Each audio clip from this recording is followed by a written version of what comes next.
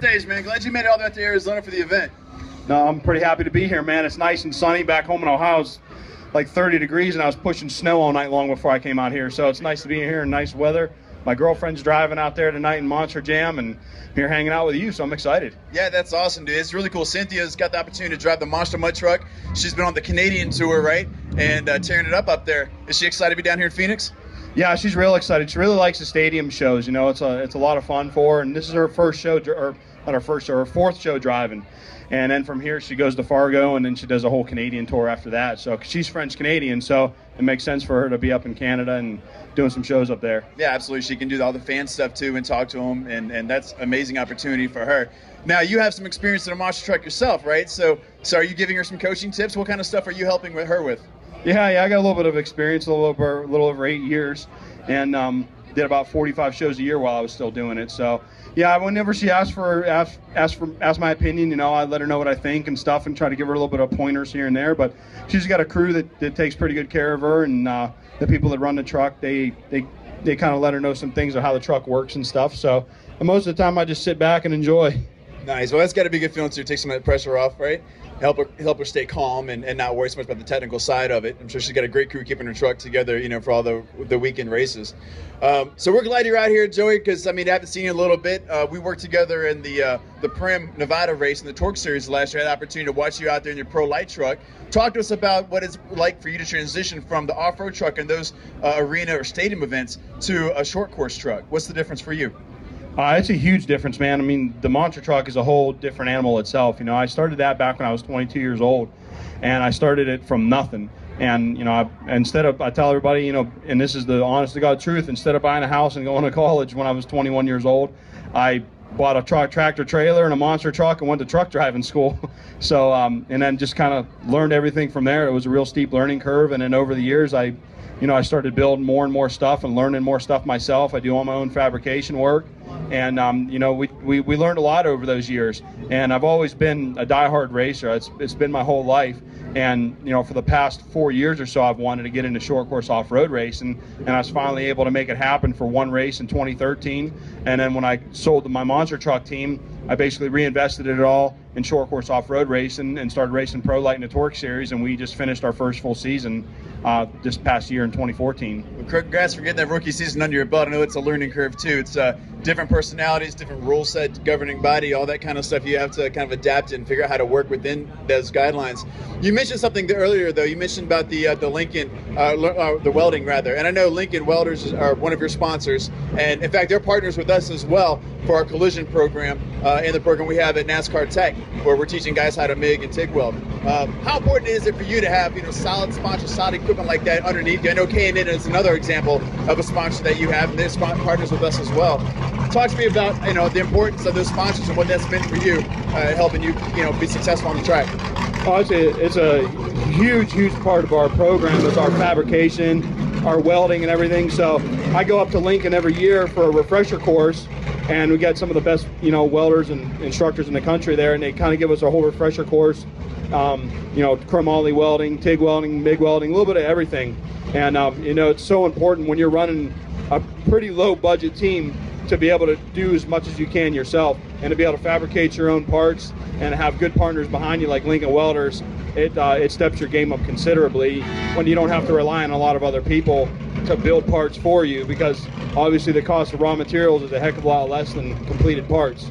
Yeah, and being able to build it yourself, you know what the vehicle's made out of, and how it's going to, at least an expectation of how it's going to operate. How has that helped you, knowing the dynamics of the suspension, knowing how the chassis is put together? How has that helped you on the track and your on-track adjustments that you're making? It's definitely helps a lot. It helped with the monster truck. It helps in short course off-road racing. I think anytime you could be a race car driver and you could be the guy that was wrenching on the car and building the car, you've got so much more of a working knowledge of how that car is going to perform on the track. You have that much more confidence when you go on the track that it's done right. And if something goes wrong, you got nobody to blame but yourself. So it allows you to learn a lot, you know, firsthand. And, you know, it's definitely important, I think, as a racer to also be a mechanic and a fabricator. You know, we got together back at the Monster Jam World Finals back last March 2014. You spoke to a group of students that I had that we had together out there, and you shared with them a little bit of your story and the importance of the next generation of technicians coming into the industry across transportation and motorsports. Share with us again a little bit more about that and what you see as the future and the demand for technicians. Oh, absolutely. I mean, working with your hands, it's not only a necessity, and it's not only a job and a career, but it's a sense of self-pride that you can't really get anywhere else. When you can make something by hand, or when you can fix something with your own two hands, and somebody tells you did a good job on it, it's very, very prideful. You're not just going in and putting hours in at a job and be like, oh, I'm doing the same thing today. You're always doing something new and exciting, and like I said, it's very, very prideful to work on something or to build something with your hands and do a good job. Well, speaking of new and exciting, I know you, because you do a lot of that fabrication shop, there's always different projects coming in and out of your shop. Tell us about what you got going on right now. I do a lot of non-motorsports oriented stuff in my fab shop too. We build everything. We've got a job right now with a big company that makes industrial dust collectors, and I'm building these big frames out of different types of steel, and they just sent me a big job for TIG welded stainless steel frames. So we're doing that, and then I get people coming in, and I'm fixing race car roll cages and axle housings and welding cracked transmission housings up, a little bit of repair work and stuff, and we even do farm equipment and everything. So in the skills that you learn in racing or you learn in school and you learn welding, it applies to just anything in life. I mean, I can just not build a race car. I mean, I could fix a backhoe if I need to. I could fix a combine from the farmer next door if he comes by and he needs something welded. And you can have confidence in your work, because in the motorsports background, it's very, very demanding in what you do. You know, when you build something, you're constantly R&Ding it and trying to make it better and lighter and stronger and faster. So when you could go and just work on something like fixing somebody's snowplow, you're like, I know my weld ain't gonna fail on that. I know that's not gonna be a problem. So it's holding up on a 10,000-pound monster truck. So it's confidence, and it's all practice and seat time basically.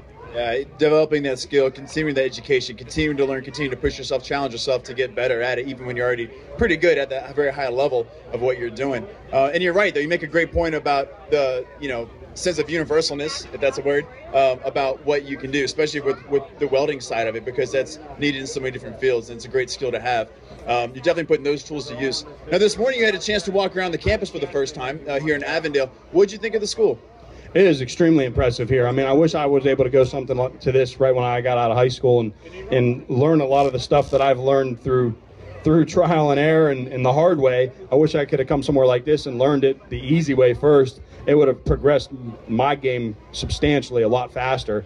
But I was really impressed with the diversity of the school between the diesel program, the hot rod program, the OEM programs, and it's really, really impressive that no matter what you want to do, if you want to work on your hands and you want to work on vehicles, you guys have something for it. So it's really, really cool, and I think there's a lot of opportunity when you could go to a school like this and you're one up on the competition and you're on top of the latest and greatest technology, because let's face it, in today's world, whether it's a diesel semi or it's a Chevy pickup truck, there's so much new technology that's constantly being developed, and you guys are on top of that. And if you want to go out and work in that field and be successful and get a good paying job in that field, you're going to need the proper training to be able to do it. Yeah, absolutely. And you definitely know what you're talking about. Joe has used a couple of our grads in the past in his shop. Drew Britt from Kansas came out of the MMI, the motorcycle school, had a career in off-road, and he helps you out in your torque program. And then, of course, Josh Moore out of the California campus did some races for you too,